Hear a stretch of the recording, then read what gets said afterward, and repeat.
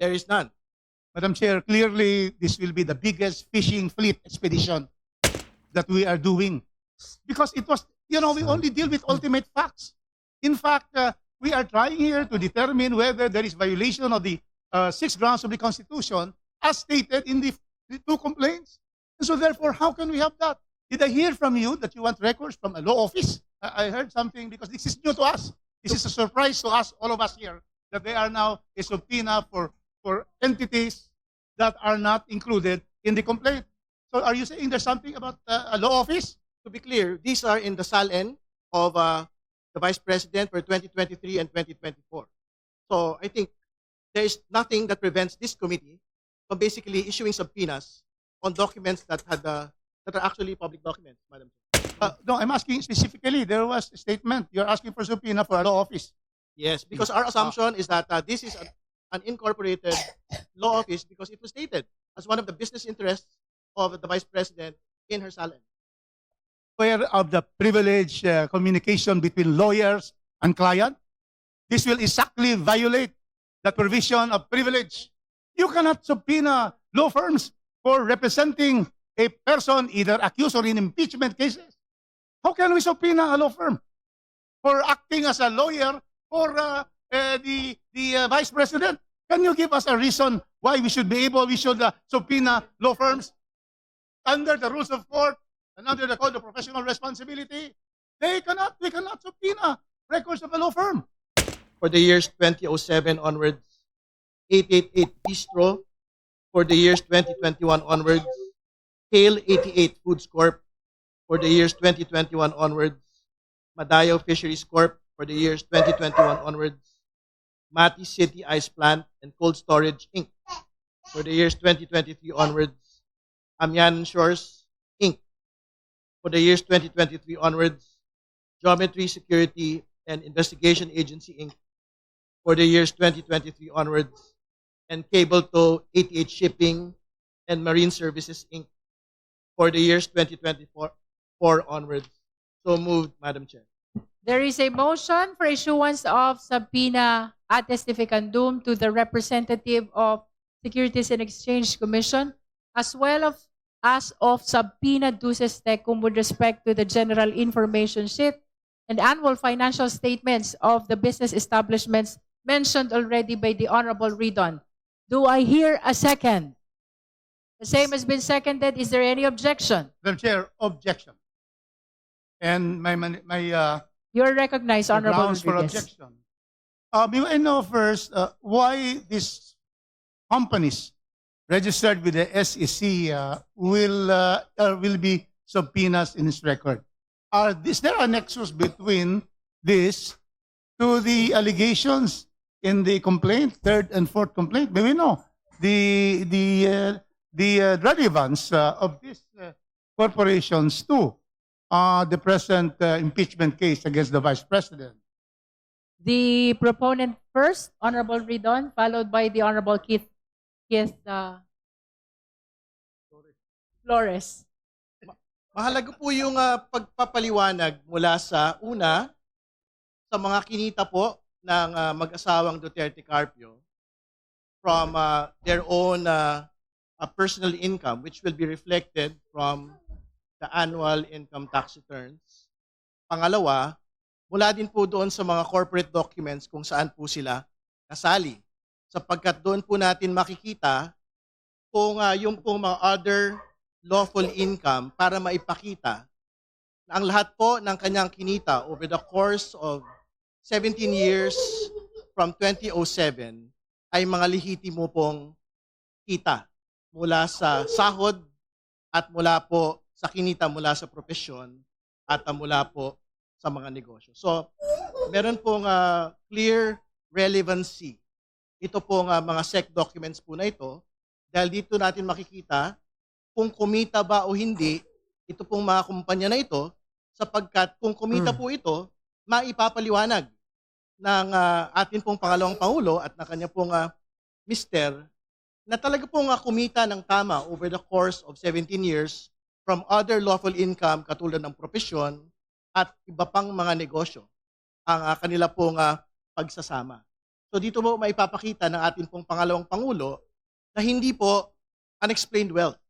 Ito po nga kanyang pagkakaroon ng 88 million na net worth in 2024 kumpara po sa kanya po nga kinita na cumulatively sahod from 2007 to 2024 na more or less mga 30 million to 40 million pesos lamang, Madam Chair. The Honorable Flores. Thank you, Madam Chair. Madam Chair, I'm joining the objection of Congressman Rufus Rodriguez only on the following grounds, Madam Chair, that the request being made by Congressman Ridon covers periods when the respondent was not yet the Vice President, Madam Chair. I'm going back to the decision of the Supreme Court when it said that we can only file impeachment complaints against an impeachable officer for things done during the incumbency or while she is holding the impeachable office. So, by requesting documents or data or figures that would include the time when she was just vice president or vice mayor, I think, in 2007, or holding other positions that are not yet or maybe considered impeachable, that's where my objection is, Madam Chair. Honorable Ridon, would you like to comment to that? Tama naman po yun. Pero what we would want to be able to see is a complete financial picture of the Vice President from the time that she commenced the public office in 2007 as a Vice Mayor up until today. That would be a proper objection with due respect if we had ended our request previous to 2022. But to be clear, I think a big chunk of all of these businesses' requests will most definitely cover up until today, Madam Chair. And more particularly, there are specific firms here which basically cover the term of the Vice President already. Geometry Security, Amianan Shores, Cable Tow are some examples. But to be clear, all of these are firms that had been listed in the 2024 SALN, which is why I think the nexus between the documents of the SALN and the corporate records is established as we speak, Madam Chair. You'd like Madam to Chair. make additional May- manifestation? May I secure from Congressman Ridon statement of ultimate facts in the third and fourth complaint, which mentions these corporations? Are there any? None. There is none. None. Second, are there annexes that would show in the third and fourth complaint that would, mention and that will pertain to why you're going to ask for subpoena ducis tecum to the SSC and for the records there? Are there annexes in the complaint? There is none. Madam Chair, clearly this will be the biggest fishing fleet expedition that we are doing. Because it was, we only deal with ultimate facts.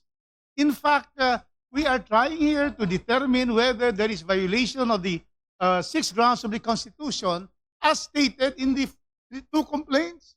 And so therefore, how can we have that, Madam Chair? So that's the first one.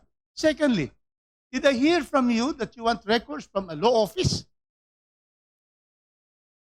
I heard something because this is new to us. This is a surprise to us, all of us here, that they are now a subpoena for entities that are not included in the complaint. So are you saying there's something about a law office? To be clear, these are in the SALN of the Vice President for 2023 and 2024.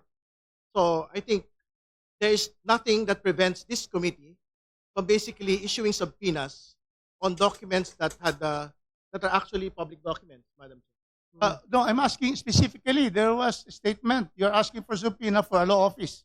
Yes, because our assumption is that this is an incorporated law office because it was stated as one of the business interests of the Vice President in her SALN. Aware of the privilege communication between lawyers and client? This will exactly violate that provision of privilege. You cannot subpoena law firms for representing a person either accused or in impeachment cases. How can we subpoena a law firm for acting as a lawyer for the Vice President, can you give us a reason why we should subpoena law firms under the rules of court and under the Code of Professional Responsibility? We cannot subpoena records of a law firm. Sure, court records or communications between clients and the lawyers are absolutely privileged communications. But if this particular law firm is an incorporated entity within the Securities and Exchange Commission and had been submitting annual audited financial statements year after year and a general information sheets, I don't think we are precluded as a committee, as an impeachment proceeding, from requesting these particular documents. We are not talking about conversations between the clients of Duterte Carpio or Carpio lawyers. We are talking about their financial output year on year. And to be clear, this is precisely the justification of supporters of the Vice President as to why her net worth, had ballooned to 88 million as against a computed cumulative salary of 30 to 40 million pesos. So I don't think there is reason to, in fact, object to getting all of these financial documents, whether from a corporation or whether from a law firm that is supposedly registered in the Securities and Exchange Commission. Madam Chair, May I call the Honorable Jokno first? perhaps it would be more prudent if we could have the motion of Representative Ridon in writing so that we can consider all the angles and the aspects to that request.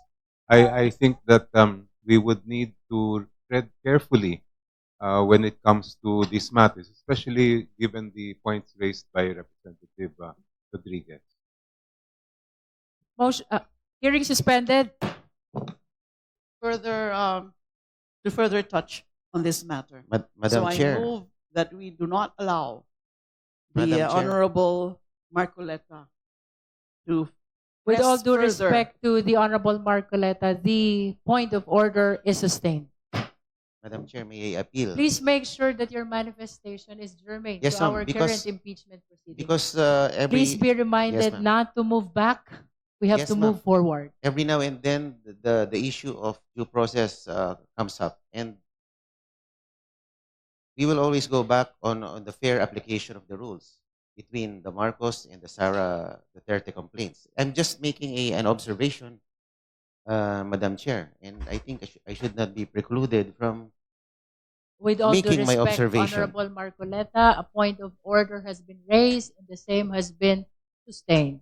So I hope we will conclude on our manifestation pertaining to the alleged double standard.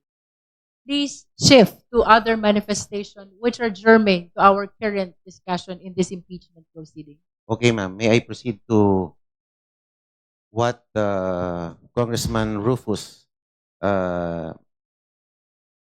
made earlier regarding the nexus to impeachable ground? That nexus pertaining to the motion for issuance of subpoena to the representative of SEC has been ruled upon as well, Honorable Marcoleta, with all due respect. Okay, so I am precluded from making any manifestations as a member of the House? It is Madam Chair? precisely because the manifestations which are being raised are issues which have been ruled upon by the committee already. Yes, ma'am, but due process prevails at any stage of the impeachment process. So, wala naman po sigurong masama sa But manifestation. please confine your manifestations to the current subject matter of our impeachment proceeding. Please do not go back. The majority of the Justice Committee ruled already on the issue that you are raising. Let us respect the decision of the majority. Yes, ma'am. Just a comparo between the two complaints, sana, if I may be allowed. That is going back again to the issue of double standard. With all due respect, Honorable Marcoleta. I defer to the authority of the chair. Thank you. Thank you. Thank you.